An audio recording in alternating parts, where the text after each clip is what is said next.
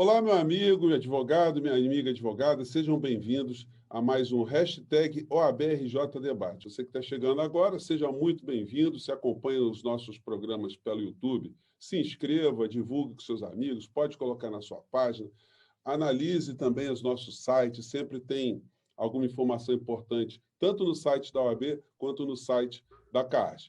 E hoje eu estou aqui com Cid Benjamin, vice-presidente da Associação Brasileira de Imprensa, e a doutora Estela Aranha, ela que é presidente da Comissão de Proteção aos Dados da nossa OAB aqui do Rio de Janeiro. Eu quero começar hoje com o Cid, dando as boas-vindas, porque nós estamos num período onde as questões que dizem respeito à comunicação, liberdade de expressão e o Estado Democrático de Direito estão muito em debate permanente. E no dia de ontem nós tivemos a absolvição pelo Exército do general Pazuello, que esteve envolvido em manifestações claramente de cunho político, e as instituições todas estão se manifestando, e eu não podia deixar de pegar aqui a opinião, posicionamento do Cid Benjamin. Olha, nós convivemos com um governo que é o inimigo da liberdade de imprensa. Por sua vez, a liberdade de imprensa é um elemento fundamental para a democracia, de maneira que a gente está meio que no fio da navalha, porque a cada instante o presidente Bolsonaro dá demonstrações cabais de que não gosta da democracia e não gosta de uma imprensa livre. E o seu comportamento, inclusive, estimula hostilidades a jornalistas. Nesse episódio, nesse ato político, que o Exército considerou um passeio de motocicleta, em que estava o general Pazuello, general da ativa, diga-se, lá pelas tantas, repórteres da CNN começaram a ser hostilizados. E a claque bolsonarista gritava lixo, CNN, lixo, lixo. Daí a pouco, essa palavra lixo se transformou em lincha, e começaram a gritar lincha, lincha, e o jornalista teve que sair escoltado por policiais para não ser agredido. Evidentemente que esse tipo de comportamento, que é muito grave, faz lembrar aquele filme do Bergman, O Ovo da Serpente, do crescimento do nazismo na Alemanha, nos anos 20 do século passado.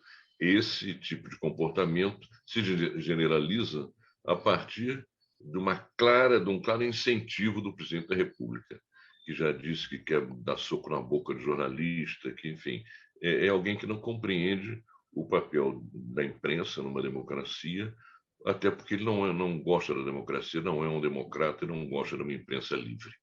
Uhum. Eu quero passar agora para a doutora Estela, resgatando um pouco o tema, mas a palavra está franqueada para a senhora, para também falar do assunto, porque na semana passada a gente teve, junto com essa questão política que nós estamos vivendo no nosso país, algumas falas do presidente da República no sentido de tentar regulamentar, na visão dele, o que ele acha um cerceamento da liberdade de expressão nas redes sociais, na internet, de uma maneira geral. O que a senhora pode dizer para a gente sobre esse tema? A gente tem que prestar muita atenção, realmente, na fala do Cid, que todas essas questões são faces da mesma moeda. A gente está tendo cotidianamente, né, um desgaste das instituições, né, democráticas, seja ela a imprensa, seja ela a relação, né, ao Congresso, seja ela em relação a como você trabalha com quem faz críticas ao governo. A gente também está vendo, né, perseguições de pessoas que são críticas, acadêmicos, e isso tudo é um pacote de desgaste do regime democrático, né, que a gente está vendo, né? Então, como morrem as democracias, hoje em dia as democracias não morrem de uma hora para outra, justamente a partir do desgaste dessa instituição. E esse debate do Marco Civil da Internet, ele está nesse âmbito de desgaste deste arcabouço democrático que a gente tem tido cotidianamente e não tem visto onde que vai parar, né? Ela não para. E isso assusta muito, né? Preocupa muito, porque qual que é a ideia, né, que está tendo? Na verdade, é criar primeiro dentro do próprio governo federal, sem nenhuma autonomia, um órgão que vai sancionar as redes sociais, e aí que, a partir desse momento também, né, ao contrário do que prevê a lei hoje do Marco Civil, porque esse decreto está sendo gestado, ele é absolutamente contrário ao que...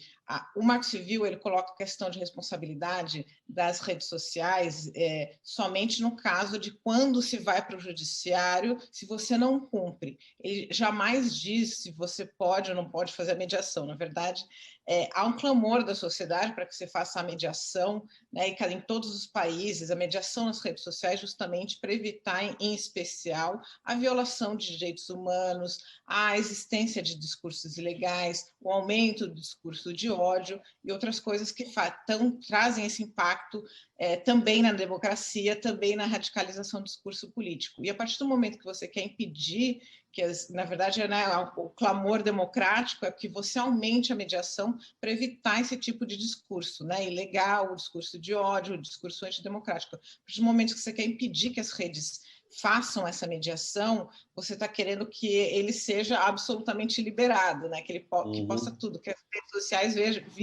virem terra de ninguém e que tudo que se possa, e ao mesmo tempo que você cria um órgão do governo que vai controlar, inclusive com multas e medidas, multas pecuniárias, mas também medidas que são absolutamente proporcionais, tanto de valor quanto, por exemplo, você impedir o funcionamento de uma rede social por causa, né, de uma postagem que você retira. Que aí, na verdade, o que acontece é uma pressão em cima dessas redes. Isso muito preocupa, né, este debate também da democracia, justamente porque a gente está colocando nisso num cenário em que foram pelas redes sociais que atos antidemocráticos nas últimas eleições nos Estados Unidos foram gestados, foram estimulados, e nós estamos também diante aí de um cenário eleitoral. Então, a gente tem a possibilidade, por exemplo, de fake news, de desestabilização do sistema de votação, por exemplo, criticar e dizer que o sistema de votação não é confiável, atacando a rigidez do processo eleitoral, e estarmos quase de mãos amarradas, porque depende de entrar no judiciário, você precisa, obviamente, ter prerrogativa para você entrar, demora para decidir, entre outras coisas. Então, além de outras violações aí que, se esse decreto fosse viger, teria que você não poder tirar o discurso de ódio, essas questões de direitos humanos, inclusive até a própria injúria, calúnia, difamação, o decreto ele exclui essa possibilidade, você só poderia tirar no judiciário, inclusive injúria racial. Então, é uma situação que, na verdade, é bem grave por si só, mas ela é mais grave quando você monta todo esse cenário, e o Cid vai falar um pouco mais sobre isso, sobre a questão dessa liberdade de expressão no país. Pois é, Cid, os defensores dessa liberdade irrestrita, eles defendem que os excessos poderiam ser coibidos a posteriori, né? Cometeu dano, aí você entra na justiça, enfim, para buscar algum tipo de reparo. Mas, como diz o poeta, né, a honra ferida é como um saco de penas. Quando você joga ao vento, para você coletar todas de volta, é muito complicado. Como é que você vê essa questão? Júnior, eu dei aula em faculdade de comunicação durante praticamente 20 anos. E eu dei várias matérias, mas sempre tratava de pegar os jornais do dia e revistas e dar uma conversada sobre o processo de edição. O que é edição? Muitas vezes o leigo não sabe muito bem. Você tem uma gama de assuntos, se seleciona aqueles assuntos e prepara os assuntos para apresentar ao público consumidor. E eu usava muito uma matéria que tinha saído no Globo. Eu trabalhava no Globo nessa época, eu trabalhei 10 anos no Globo. Mas na editoria, inclusive, da qual fazia parte, que era de política, embora eu não tivesse nada a ver com essa matéria, era uma matéria na página 3, uma página importante do jornal, embora na parte inferior. Mas uma matéria grande, tinha talvez 2 ou 3 colunas. E o título era... Bom, nós estávamos em meio à campanha presidencial, eleitoral para presidente. E o Garotinho era um dos candidatos. E eu dou esse exemplo com muita tranquilidade, porque eu nunca votei no Garotinho. Mas o título da matéria era Garotinho, que era o candidato, né, usou o avião de traficante. Eu disse, bom, acabou a candidatura do Garotinho. Eu fui ver do que se tratava, era o seguinte, o Garotinho, na sua campanha, quis alugar um jatinho, que muitos candidatos fazem. Foi numa empresa e alugou um jatinho. Começou a usar o jatinho. E acontece que esse jatinho tinha sido apreendido pela justiça, porque ele era de um grande traficante, etc. E o cara estava preso, o jatinho foi apreendido para não se deteriorar, a justiça mesmo deixou com essa empresa que alugava. Então, de fato, o avião era de um traficante. Mas o Garotinho não tinha nenhuma culpa no cartório, ele alugou numa empresa. Enfim. E se você lesse toda a matéria, você ia ter a história toda. Se você ficasse no título e no lead da matéria, aquela parte inicial, a apresentação, você não achava que o Garotinho tinha, de fato, alugado um avião traficante. Bom, o Garotinho recorreu à justiça, mas só se resolveu depois da eleição. Foi um dano. Ele não ganharia a eleição ali, mas realmente um troço absurdo isso. Muito bem, em tempos de hoje, essa coisa torna-se mais séria, porque o jornal, é uma matéria que eu peguei de exemplo, ela foi publicada num jornal de ampla circulação, então o próprio atingido pôde ver a história. Essa coisa da internet é mais complicada, porque mandam para milhões de pessoas, muitos milhares, centenas de milhares, podendo chegar a milhões de pessoas, informações falsas, mentiras, em que o atingido não necessariamente tem notícia, tem conhecimento. Então é difícil a reação disso. E eu não gosto muito dessa expressão fake news. O negócio fica usando a expressão em inglês sem necessidade. Isso é mentira. E não é mentira na política, não surgiu com a internet. A internet deu uma turbinada, ela potencializou mais essa. Mas eu lembro que a eleição em 1945, depois do Estado Novo, teve um peso muito grande contra o candidato da UDN, o brigadeiro Eduardo Gomes, uma expressão que ele usou, a exploração de uma expressão que ele usou, dizendo que não precisava de votos daquela malta do Palácio do Catete. Um deputado do PTB, que apoiava o Dutra, portanto, adversário do Eduardo Gomes, ele viu no dicionário que uma das acepções possíveis era malta, aquele grupo de trabalhadores que anda na linha do trem levando suas marmitas. Então, foi utilizado como se o Eduardo Gomes não quisesse voto do trabalhador que come marmita, não gosta de pobre. Isso bombou, não tinha internet, mas foi usado de forma exaustiva, e era uma mentira. Quer dizer, o Eduardo Gomes não estava querendo dizer aquilo. Então, a questão de mentira em eleição, em política, sempre houve. A internet, justamente porque o atingido, às vezes, não se dá conta nem que ele está sendo atingido, e nem da amplitude do que foi dito, torna-se um problema mais sério. Eu, inclusive, além de vice-presidente da ABI, eu sou presidente da Comissão de Direitos Humanos e de Liberdade de Imprensa. Eu confesso que tenho muita dificuldade em pensar mecanismos de proteção, no caso da internet, porque uma mentira, uma fake news, que sobre a política brasileira pode ter sido postado na Tailândia.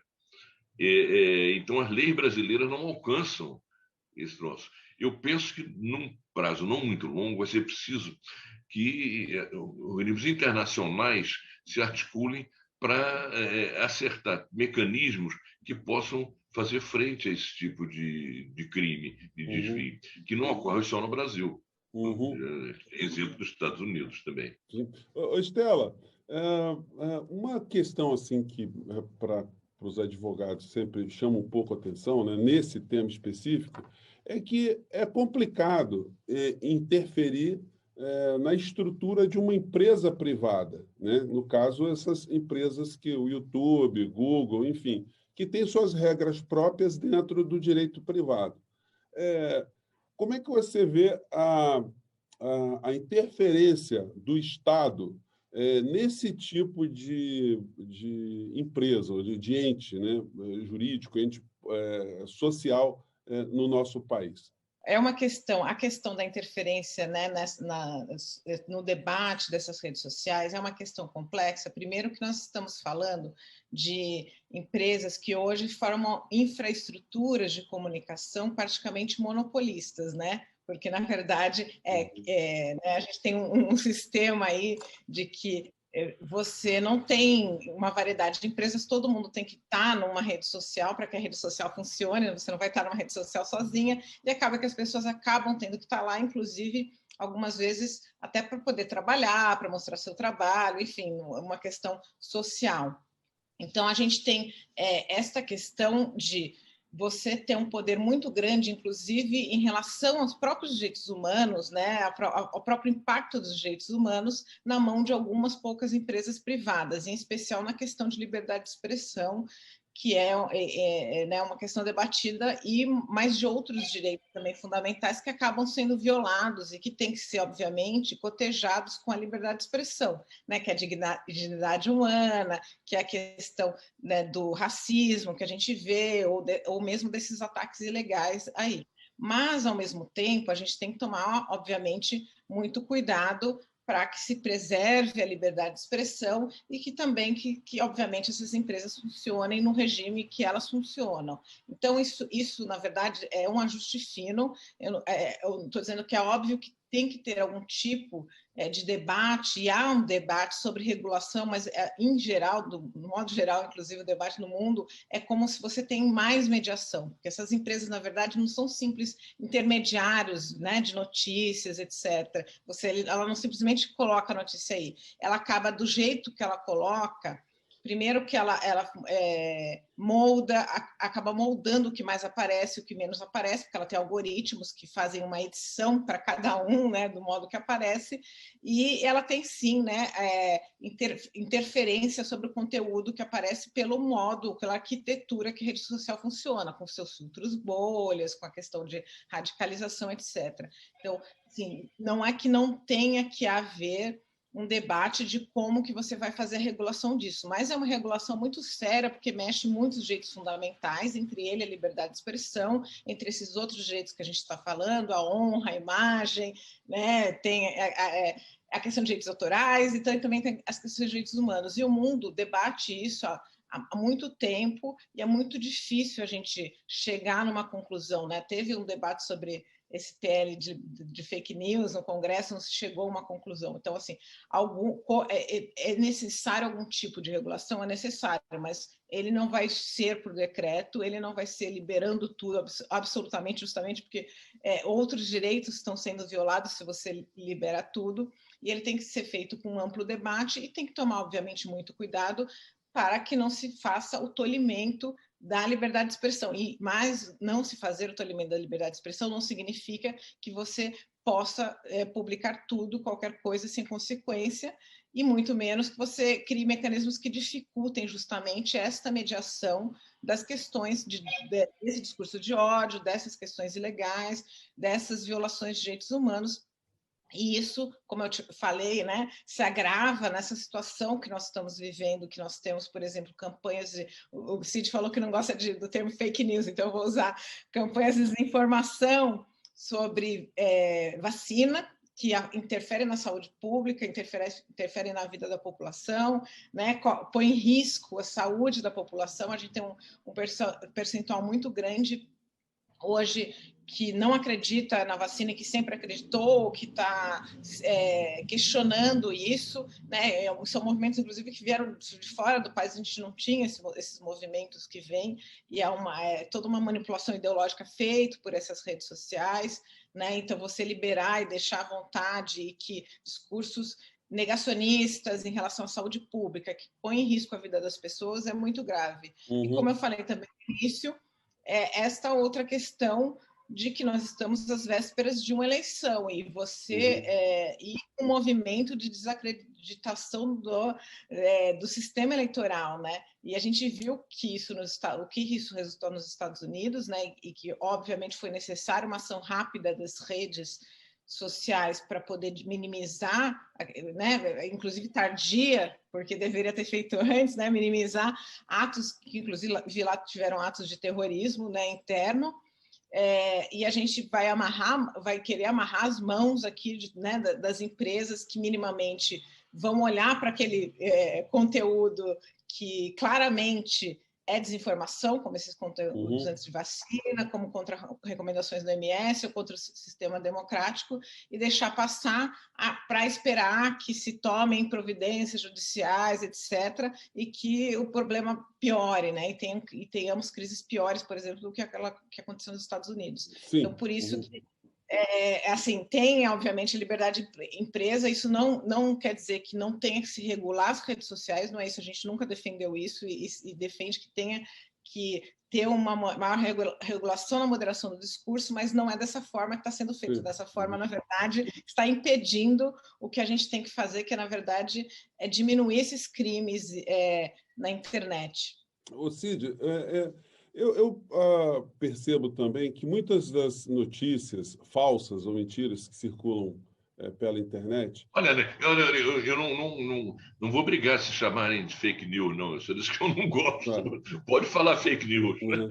Mas, Cid, o que me parece também é que os grandes veículos de comunicação de massa, né, que têm grande penetração, eles se omitem muito em relação a mentiras que são publicadas, sobretudo, pelo presidente da República. Eu não quero aqui entrar numa questão extremamente política, mas é inegável que um governante, quando ele vai para as redes também e ele desinforma, ele conta inverdades, quando os meios de comunicação ignoram isso aí, eles acabam ajudando com que se propague, né? Ontem, por exemplo, eu assisti a live do presidente da República, assisto toda quinta-feira, e ele pegou uma notícia que não é verdadeira, como se fosse uma notícia atual, de um e-mail vazado do secretário de saúde lá dos Estados Unidos, enfim, que tinha comentado alguma coisa sobre o uso de máscaras no começo da pandemia, que ele achava que não deveria ser utilizado. O nosso presidente, ele disse, olha, está vendo? Olha aqui o artigo do cara dizendo que máscara não funciona, como se fosse um dado de hoje. E isso não é contestado pelos grandes veículos de comunicação, a gente fica numa situação complicada, né? Olha, tudo bem, mas a solução para isso está na crítica política. Se ele usa um exemplo que é falso, então ele tem que ser criticado. Quer dizer, a alternativa seria o quê? Censurar a declaração dele? Não me parece um bom caminho. E aí eu queria fazer justiça a uma coisa. Nem todos os veículos de comunicação têm uma postura mais crítica, mas muitos deles têm tido uma postura, sim, crítica em relação ao comportamento do presidente e a sua política, no caso da pandemia. Tem o veículo mais importante, que é a TV Globo, e o seu telejornal mais importante, que é o Jornal Nacional, tem feito uma cobertura crítica, sim, quando o Bolsonaro mente, quando, diz essas coisas para não contra a vacina. Agora está querendo se apresentar como defensor da vacina. Mas isso não convence ninguém. Até agora ele sempre falou mal da vacina, falou mal de qualquer precaução, falou mal de quem diz que não tem que aglomerar, enfim. Mas me parece que não tem muita solução isso, que se o cara conta uma mentira, entende? Não dá para você tentar brecar isso do ponto de vista judicial. Tem que tratar politicamente e mostrar que não é mentiroso, está falando coisa que não se sustenta. Mas eu insisto que quando você vai para redes sociais e para a mídia eletrônica não a TV, mas a internet, tem um complicador que só mesmo uma articulação no plano internacional, que envolva talvez a ONU, algumas agências vinculadas à ONU, vão poder enfrentar. Porque há uma interferência, digamos, na política brasileira, mas sem que sem que possa ser afetada pelas leis brasileiras e por decisões judiciais no Brasil. O troço é postado na Tailândia, entende? E como vai proibir como? Vai enfrentar como? Entende? É postado lá, mas vem para cá. influi aqui. Então, me parece que essa é uma questão central e uma questão que a comunidade das nações vai ter que enfrentar, porque a fake news não são um problema só no Brasil. Entende? O Trump, antes até do Bolsonaro, ou conjuntamente com o Bolsonaro, mas com uma intensidade talvez até maior, ele usou muito isso, essas mentiras. Tem um livrinho pequenininho, bem interessante, chamado Engenheiros do Caos, que pega as experiências em outros países, entende? De segmentos que se articulam entre si, de extrema-direita, que usam as redes sociais dessa forma, para criar fatos políticos, mentindo abertamente e contando com essa relativa impunidade. Por fim, em relação a essas grandes corporações, além dessa questão de um enfrentamento supranacional, eu acho que vai ser preciso, quando se pensa em democracia, que as sociedades possam ter um controle maior sobre essas grandes corporações. Não é possível que elas não tenham nenhum tipo de controle. Entende? É uma discussão difícil, não é simples isso, mas é algo necessário. Que se comece a discutir o controle social sobre essas grandes corporações. Doutora Estela, temos 1 minuto para sua fala aí, para fecharmos o assunto. Não, é só lembrando aqui, quando o Cid falou, né, dessa orquestração internacional, curioso que, ao mesmo tempo, quando vem esse decreto aqui, nessa forma de regulamentação, outros estados americanos começam a aparecer a mesma legislação com a mesma redação, no mesmo sentido, né?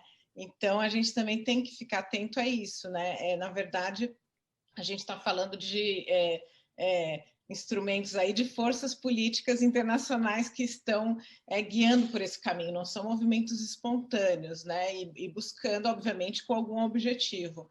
Então, é bom a gente ficar atento, enfim, porque esse decreto não veio de um debate real sobre a necessidade de desregulamentação da internet, mas desse movimento de forças políticas que, inclusive, não é só um movimento nacional, veio de exemplo de de setores aí da extrema-direita americana que caiu aqui no nosso debate. Então, acho que é bom também, quando a gente lembrar dessa proposta de alteração legislativa, entender o contexto dela. Bom, gente, com essa fala da doutora Estela, a gente vai fechando aqui o nosso papo. A gente teria muito mais assuntos para a gente conversar aqui. Não é à toa que o nosso programa se chama #OAB Debate. E o debate é cada vez mais necessário, até para nós mesmos, que somos operadores do direito de uma maneira geral, para a gente entender nuances. Hoje o Cid nos ajudou bastante aqui a interpretar algumas situações que dizem respeito à informação, que é fundamental na estrutura de uma sociedade democrática. Queria agradecer muito Cid Benjamin, vice-presidente da Associação Brasileira de Imprensa, e a doutora Estela Aranha, ela que é presidente da nossa Comissão de Proteção de Dados da OAB, aqui do nosso Rio de Janeiro. Gente, acompanhe os nossos programas pelas redes sociais, podem divulgar nos seus canais, podem difundir, entre em contato com a gente, mande suas críticas, sugestões, e hoje a gente vai ficando por aqui. Um grande abraço em todos vocês e até o nosso próximo encontro. Até logo, Cid, até logo, Estela. Até a próxima. Logo, um abraço.